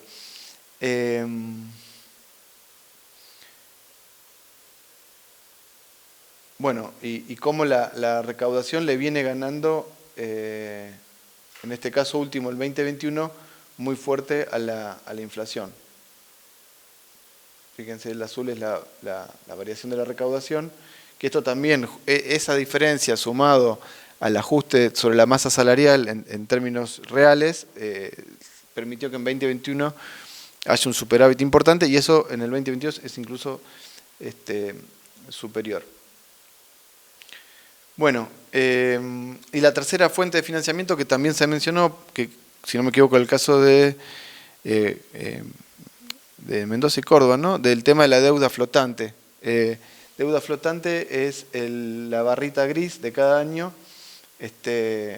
con algunos altibajos, sobre todo en 2019, pero después va creciendo, acá baja un poquito, pero en 2022 es el 90% de los recursos financieros los obtienen de la deuda flotante. Que bueno, un poco lo explicaban hoy que ¿no? Tiene un poco un componente tramposo, ¿no? Porque son pasivos del Estado provincial, o sea, es atrasar los pagos. No me atrevería a decir al salario, no es que no se le paga a los empleados públicos, pero seguramente hay atrasos importantes en el pago de los proveedores. Entonces, bueno, es otra forma de tener efectivo en un determinado plazo, seguramente facilita o aceita el mecanismo de superávit conseguido con ajuste sobre la masa salarial y con eso complementar los pagos. Por último, la incógnita estaba planteada hacia este año, por eso la idea de si se vienen tormentas importantes, respecto a que este año vence 80 millones de dólares de capital del crédito para construir el parque solar. ¿Y de dónde va a salir el dinero? Porque del parque no se suman más que 50 millones con toda furia. Y además hay un extra de otros componentes de la deuda que pagar. No es solamente, pero bueno, ahí queda un poco la cuestión porque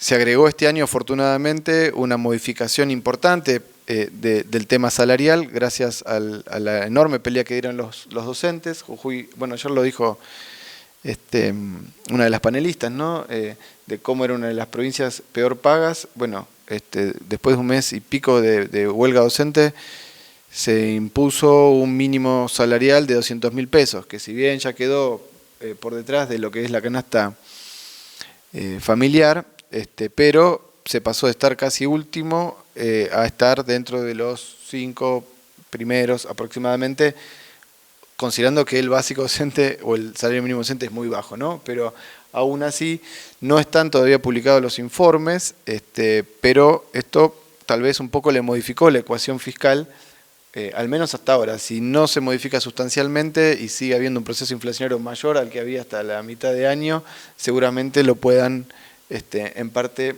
licuar, en el sentido de que van bajando el gasto, ¿no? En términos reales, y van subiendo la recaudación. Pero, insisto, ahí hay una gran incógnita de dónde sale para 2023. Entonces, bueno, ahí no está en este texto, pero creo que no estaría mal pensar que hay una información no dada a la población, que son los ingresos que tiene una empresa del Estado que es accionista de las mineras. O sea, si es por la recaudación minera, en canon y regalías mineras, el equivalente de lo que recauda en un año la provincia es el 0,2 de toda la recaudación de origen provincial, que financia un poco menos del 20% de los ingresos totales. O sea, no lo vamos a hacer sobre la coparticipación porque da un 0,00. No, pero si uno lo ve sobre la recaudación provincial, son tributos provinciales, canon y regalías, bueno, es 0,2. La discusión es que se justifica esas sociedades diciendo con esto recaudamos más. Sin embargo, no es información pública de ese 8,5. Tal vez, si uno hace una cuenta, como todo economista, de 8,5 en términos muy brutos de lo que fue la rentabilidad de Sales de Jujuy, una de las cuales, de Mineras Litio, la que es accionista el Estado provincial a través de GEMSE, que es la empresa del Estado, 8,5 de lo que ganó da unos 35, 36 millones de dólares. Tal vez esa es la compensación para estar devolviendo esto, pero no se sabe porque eso no está. O sea, todo lo que recauda GEMSE como empresa estatal del Estado no está en el presupuesto, pero sobre todo no está como dato si de ahí hay una caja adicional para suplir esto, ¿no? Bueno, eso queda también, es compromiso nuestro pelear porque no te la van a dar fácil, esa información en la provincia. Bueno, y para ir cerrando ya las conclusiones parciales que se pueden tener, entonces decía, lo que se vende como un endeudamiento que beneficia a la población porque, por un lado, se genera energía solar, se cumple aparentemente con lo que es el compromiso de aportar energía de las renovables al circuito nacional. Por otro lado, esa misma renta genera la posibilidad de construir escuelas. Entonces, si uno ve el paquete ofrecido por el gobierno, parece que está aceptable porque hay un compromiso ambiental, hay una política de construcción de escuelas y además financieramente es sustentable, diríamos, porque, o como decía el ex ministro, es sostenible, ¿no? O sea, bueno, entonces, desde el punto de vista financiero, primera conclusión, no es sostenible porque no alcanza en la renta generada por el parque para devolver capital e intereses en el esquema incluso reestructurado. Si fuese otro de menor pago de capital durante el tiempo, tal vez sí, se puede hacer, pero en este caso no alcanza. Y el sector que está haciendo un esfuerzo importante para devolver esa deuda es el sector de los empleados estatales, que son un poco más de 100.000 personas, docentes, enfermeras, municipales, etcétera, que son los que están haciendo, esas familias, un esfuerzo enorme por tener que recibir paritarias a la baja respecto a la inflación, y con eso el Estado está haciendo, afrontando parte de estos vencimientos. Y por último, lo que se charló un poco ayer, del punto de vista de lo que es la cuestión energética, hasta qué punto hay o no una colaboración con, bueno, más allá de todavía el volumen limitado, ¿no?, de la inyección de energía renovable al sistema interconectado, que de conjunto, incluida la eólica y otras, no llega al 14% del total de energía que se inyecta. La cuestión es que no escapa a la lógica de mercantilización en este caso de la energía, porque la posibilidad de tener una fuente natural como es la radiación solar, una ubicación geográfica que se establece con altos niveles de radiación y poder hacer una inversión humana, decíamos ayer, en los paneles, etcétera, para poder apropiarse de esa energía y poder transformarla hacia el consumo, está hecho bajo la óptica de un negocio, o sea, de una mercancía, o sea, donde tiene un efecto útil, pero también tiene un contenido de negocio, de valor y de ganancia, de plusvalor, que se expresa en, por un lado, que la energía se vende a precio dólar en este caso, podría ser en pesos y no deja de ser una mercancía, pero mantiene el esquema de las privatizaciones cuando las tarifas estaban dolarizadas y siguen estándolo,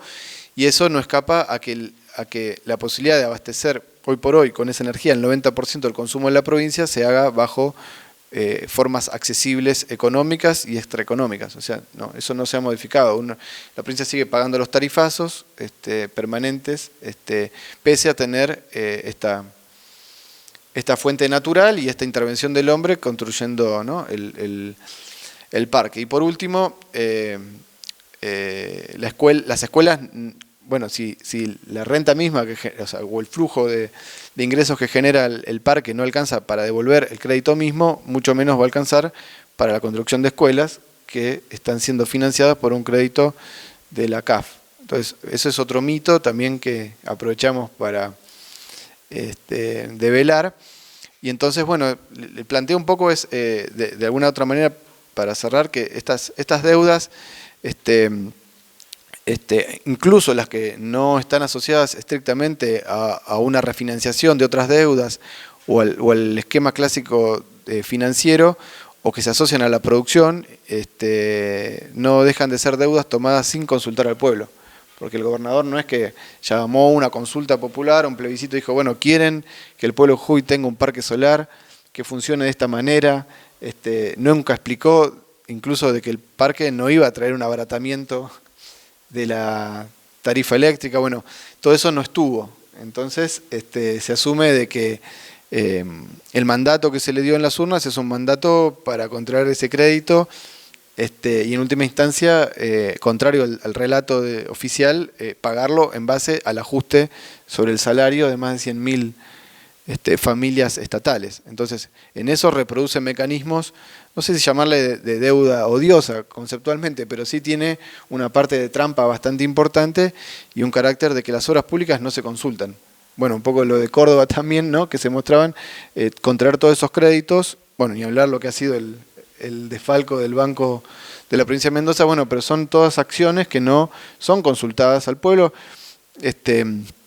cuando involucran, ¿no? Porque acá hay un crédito que tiene 15 años para ser devuelto, bueno, y ni hablar lo que charlamos un poco ayer, las condicionalidades. Si soy el Banco de China y te doy el crédito para construir el parque, me tenés que comprar todo a mí, hasta la última tuerca del último panel. Bueno, si todo eso hubiera sido informado y consultado al pueblo, tal vez el resultado no hubiera sido como el que tenemos ahora. Sin embargo, que esté ese parque, en parte, es una posibilidad de avanzar en un esquema contrario al que existe si hubiese un control efectivo de trabajadores, de usuarios, y se controlaría también la distribución de energía que hoy está privatizada, se podría empezar a revertir esto de transformar todo el esfuerzo en un negocio y poder tener tarifas accesibles. Eso implica cambiar las condiciones de la propiedad, pero bueno, es una pelea a dar porque, insisto, una provincia rica, pero con la mayor parte de la población pagando tarifazos o viviendo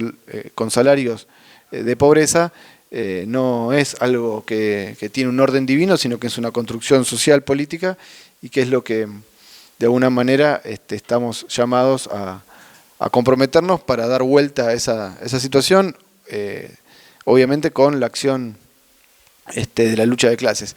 Bueno, yo creo que es suficiente, y está bueno, lo último que decir, que esto se haya hecho porque no solo hay poco elaborado, sino que hay mucho relato oficial que trata de convencer al pueblo de cada provincia de que todas estas decisiones de los gobernantes son las mejores y bueno, creo que esto ayuda a llevarlo también a cada provincia, difundirlo y mostrar de que hay gente comprometida en que no engañen a la población, que ya es un punto de partida para tomar después decisiones, ¿no? Bueno, nada más. Gracias.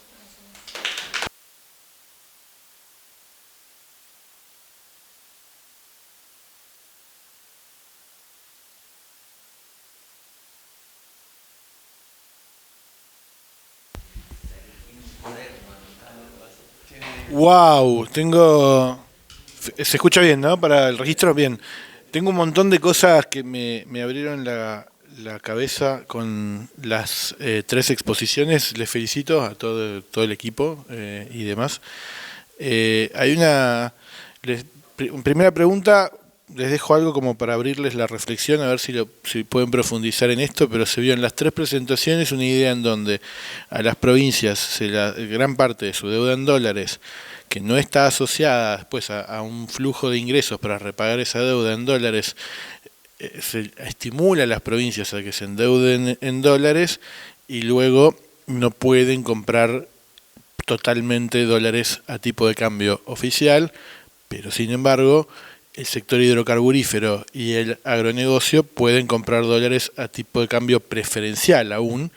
Entonces, de alguna manera, quien está subsidiando de manera cruzada a las hidrocarburíferas y al agronegocio es el pueblo de las provincias y lo termina pagando con ajustes en su educación, salud, etcétera. Entonces, me gustaría que esta idea que quedaba implícita y en algunos casos explícita, pero que me parece que estaba bueno unirla en las 3 presentaciones, la puedan incluso profundizar si quieren.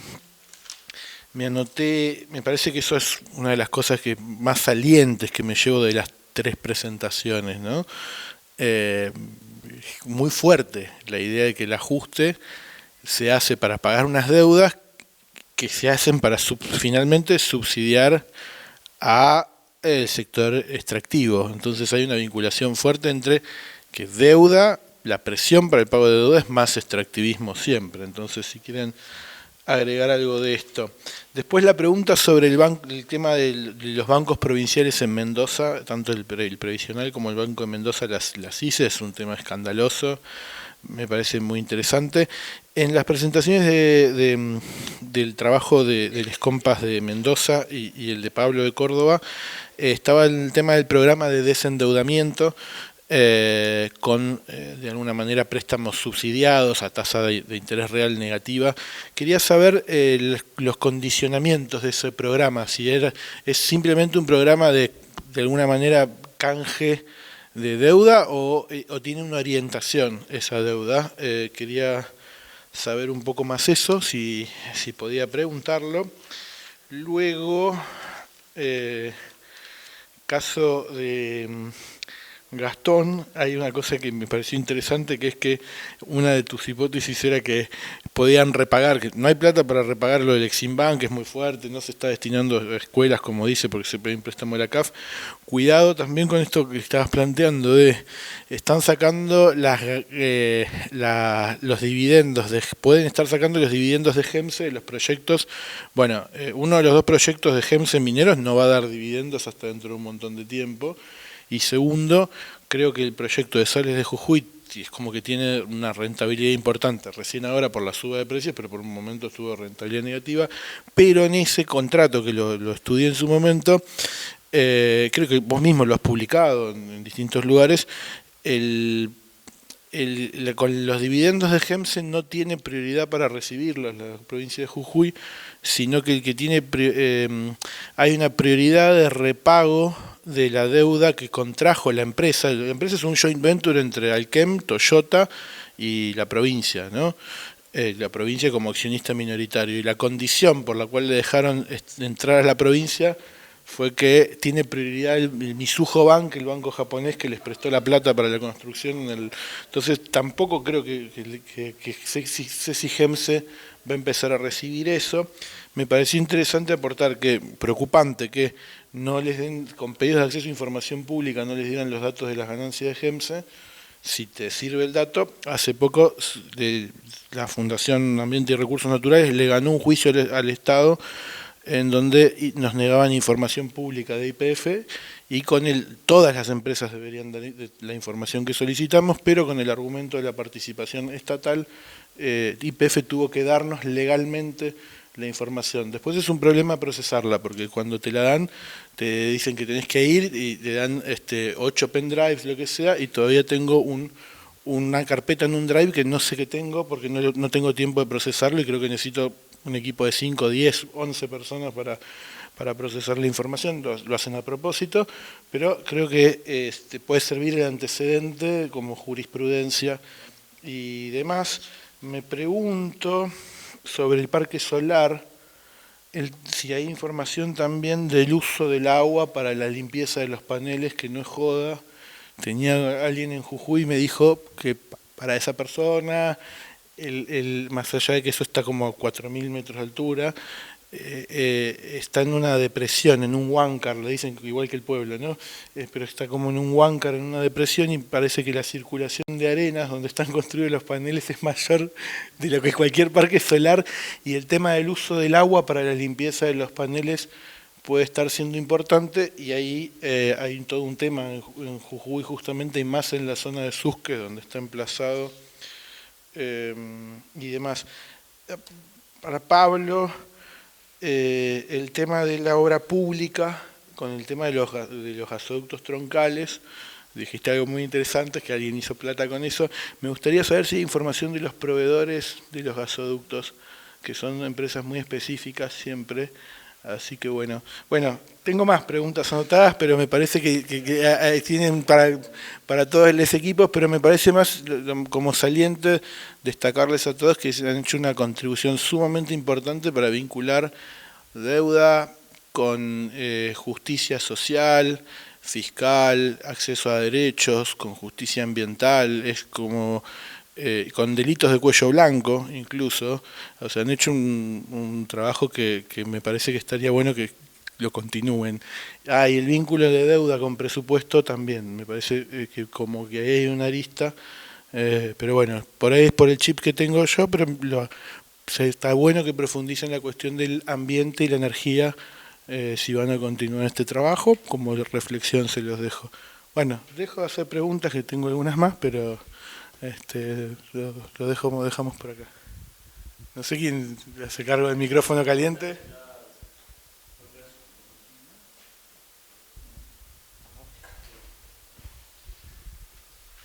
¿Se escucha bien? Bueno, retomo. Fueron tantas preguntas que tal vez me olvide alguna. Guiño, guiño. Pero... Finalmente no son tantas, fue mucho comentario. alguna general, pero hice preguntas para todos y Sí, no son está. tantas para cada uno. No, totalmente. Respecto al comentario que dijiste, del tema de que las provincias son las que se tienen que responsabilizar ahora de devolver los dólares que fueron incentivadas a tomar, que eso es totalmente así, fue el gobierno nacional fue el que dijo, bueno, los problemas de financiamiento que tienen ustedes ahora, solucionenlos con toma de deuda internacional y en dólares, el proceso de endeudamiento 2016, que no llegó a 2019 porque se cortó, sino, pero bueno, a 2016 hasta principios de 2018, es totalmente así. Ese es el tema de que las provincias tienen una estructura difícil de sostener por los ingresos que tienen y las responsabilidades que deben afrontar, donde son las principales para la reproducción de la vida. Y luego, si tenés que financiarte en dólar y encima después no accedes al mercado oficial, pero sí lo accedieron y lo siguen accediendo ahora empresas y lo hicieron antes, porque las decisiones políticas del pasado reciente son las que condicionan ahora el presente, básicamente. Así que en esa reflexión totalmente acompaño tu idea, Ari. Después sobre los condicionamientos, yo me acuerdo de algunos ahora. En el año 2002 hubo uno de los programas que era el de unificación monetaria, el PUM, el programa de unificación monetaria, porque en ese momento había muchas monedas provinciales. La de acá era el LECOP. El LECOP. Entonces, básicamente, para entrar a ese programa tenías que eliminar la emisión de moneda provincial. Después están los programas entre el año 2005, el del 2005 y el 2010, que tenías un compromiso fiscal, que tenías que tu déficit no podía ser superior al del año anterior, y tenías que o sostenerlo o reducirlo. Y después, no está tan vinculado con desendeudamiento, pero lo podría mencionar, que es el tema de los bonos que se dieron de ANSES, que están vinculados con el consenso fiscal que se firmó con Macri en el año 2017, si recuerdo bien. Creo que ese año fue el consenso fiscal, sí, que la condición era firmar el consenso fiscal, que en el consenso fiscal lo que te establecía es que vos tenías que reducir paulatinamente todos los ingresos provinciales, que nunca se cumplió básicamente porque fue ridícula la propuesta el proyecto que estaban llevando de disminuir los ingresos brutos a básicamente la mitad para ser buenos, impuesto a los sellos, eliminarlo, y iba a ser un desfinanciamiento absoluto para las provincias, entonces ese ni siquiera concreto, creo que en el primer año ya se fue para atrás, así que esas son las condiciones que me acuerdo de estos programas, y me parece que serán más o menos las preguntas, así que ahí le doy paso a los otros.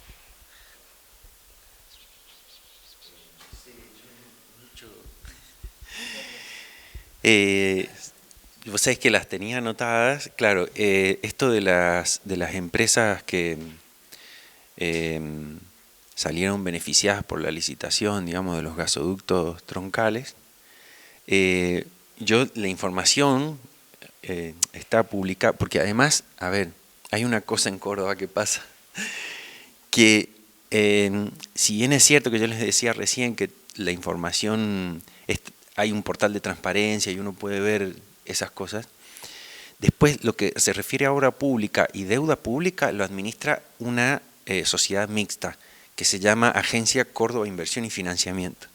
Entonces va la plata ahí, pero esa agencia, uno entra al portal, digamos, de esa agencia y no hay nada, sino que a veces aparece cierta información, bueno, se licitaron tal cosa. Y entonces para buscar eso, bueno, uno tiene que recurrir a veces a otros medios. Pero por ejemplo,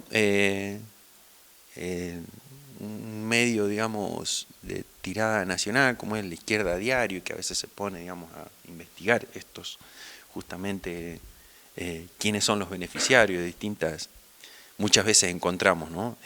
Ahí en ese medio estos beneficiarios. Y por ejemplo, hay tramos adjudicados a unión de unas UTEs, ¿no? Pero donde los principales empresas, digamos, dentro de esas UTEs son IEXA, ¿saben quién es IEXA? Y electroingeniería, ¿no? Que electroingeniería tiene también un montón de... O sea, si uno se fija, aparece muchas veces en obras públicas financiadas de Córdoba. Por ejemplo, el Panal que yo les mencionaba recién, está también electroingeniería, algunas construcciones de escuelas y de ampliaciones también de salud. O sea, por eso yo mencionaba recién que como que se repiten, ¿no? en varias ocasiones. Bueno, eso por el lado de... es lo que tengo para responder por el lado de las empresas que benefician a la población cordobesa. Bueno. Lo del condicionamiento, listo, lo contó el Gaby, para la Córdoba también era lo mismo. Córdoba en ese sentido tiene, yo no lo mencioné, pero viene creciendo el ahorro fiscal. De hecho, el ministro de Finanzas, él siempre dice, no, para nosotros la deuda pública no es ningún problema, si nosotros todos los años tenemos un ahorro fiscal y cada vez es más grande. Y entonces con ese ahorro fiscal se invierte, o se tienen, digamos, en el sector financiero esa plata para ser usada después en estos momentos, por ejemplo, para pagar lo que se paga en junio, lo que se va a pagar en diciembre. Pero claro, ahí lo que surge es, bueno, si el presupuesto público está mostrando algunas caídas en algunos sectores donde se necesita, digamos, se hace falta la plata, digamos, bueno, esa es la discusión, ¿no? ¿Por qué se tiene que generar tan abultado ahorro público todos los años y la provincia tiene un montón de necesidades urgentes? Bueno, no, eso nomás para mencionar. Interesantísimo, Ari, así que...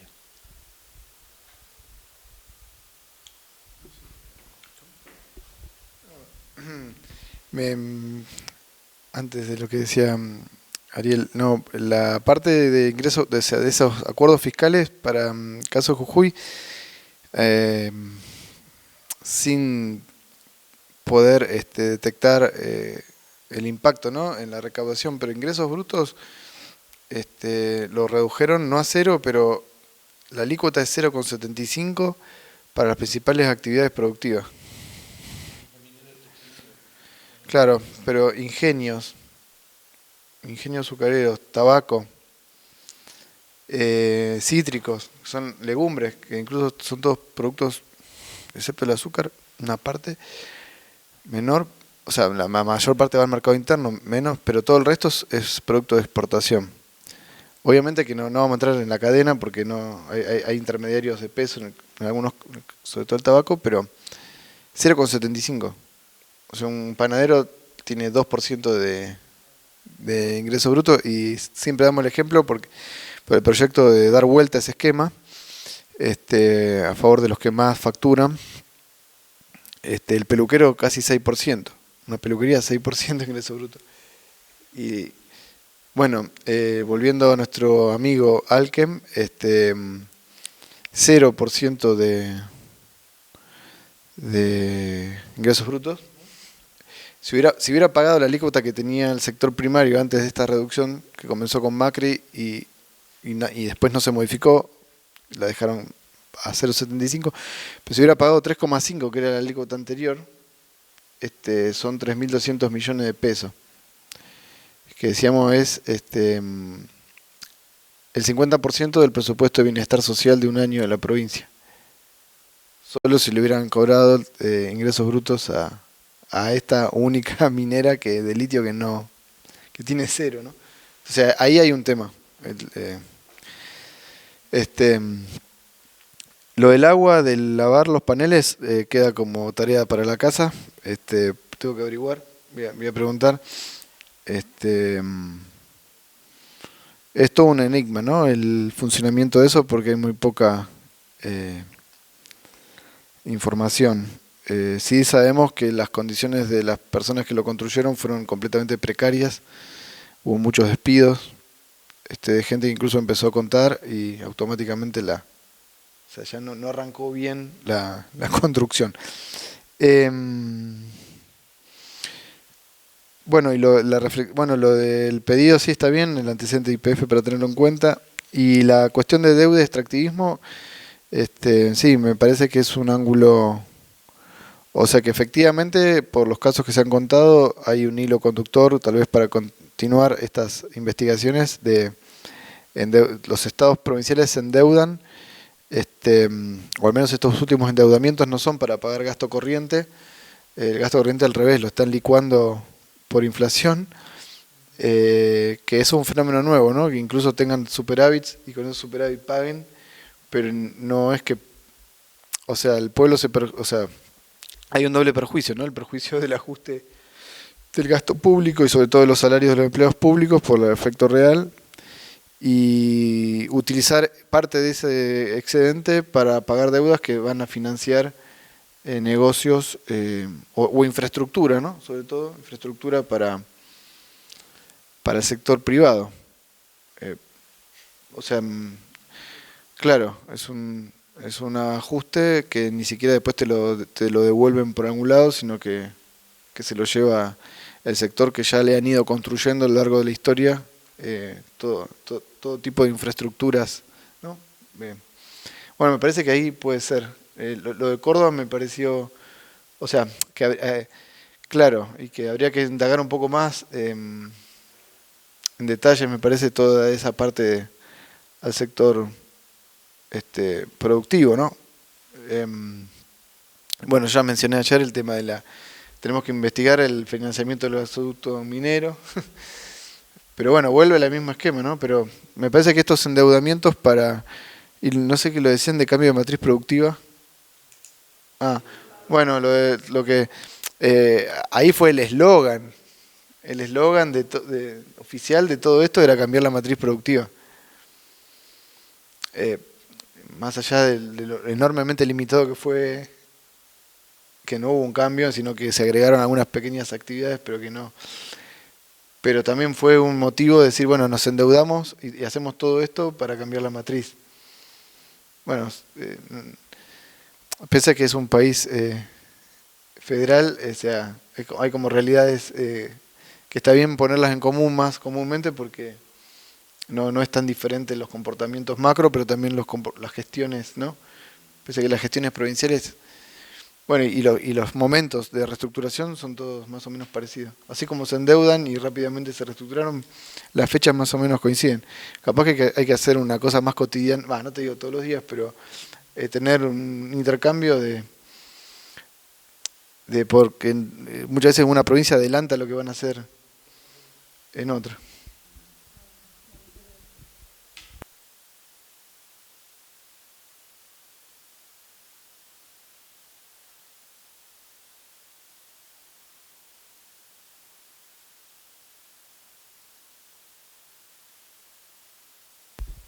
Se empieza y se cierra agradeciendo. Así que...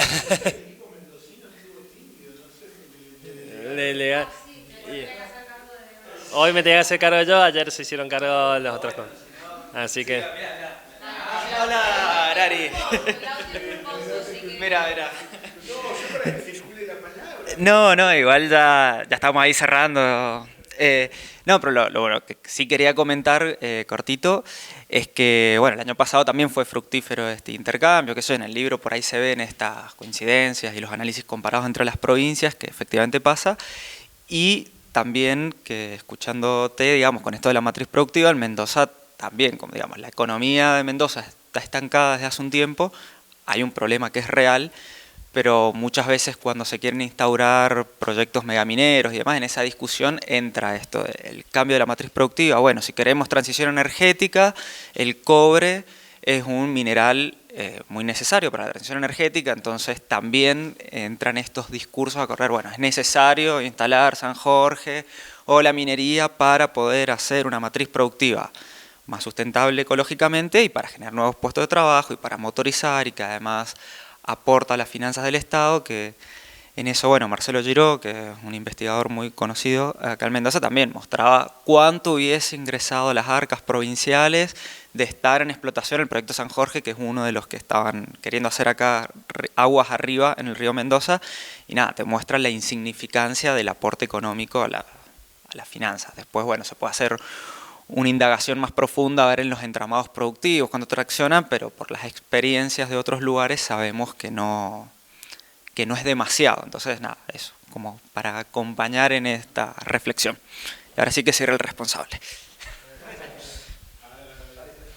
Fue un gran cierre, digamos. No, bueno, agradecerle simplemente haber estado acá, haberse quedado hasta el final, desde el inicio hasta el final. Y que las grabaciones las vamos a subir al canal de YouTube del CIEC. Que el libro está subido ya a nuestra página. Y que, bueno, se hicieron videitos de cada uno de los expositores para también hacerlo circular. Así que estamos también predispuestos a que si nos quieren hacer llegar comentarios de algo que parece que faltó, que es una sugerencia, qué sé yo, también es útil. Y bueno, simplemente eso. Y que tengan un buen fin de semana.